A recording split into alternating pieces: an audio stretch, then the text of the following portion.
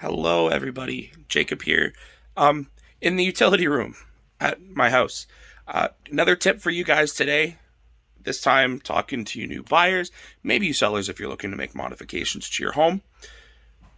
Load bearing walls. What are they? How do I figure out what it is?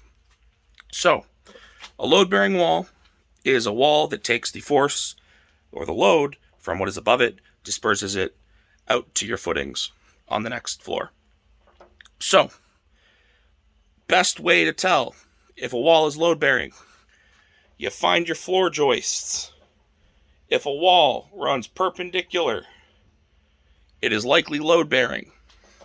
Second, if you can find out which way your trusses are running, which you can sometimes tell by looking at the exterior of the house, if it runs perpendicular to your trusses, probably load bearing. Finally, this way isn't necessarily 100% accurate, but most of the time in houses, non-load bearing walls are made out of 2x4s. Load bearing walls are sometimes made out of 2x6s. So, from knuckle to knuckle across my hand is 4 inches. You just walk up and plop your hand on something.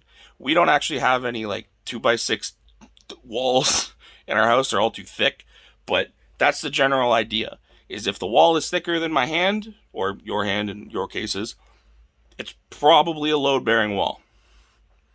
That's it for the tip today. If you guys got any other tips for finding a load-bearing wall, let me know. Have a good one.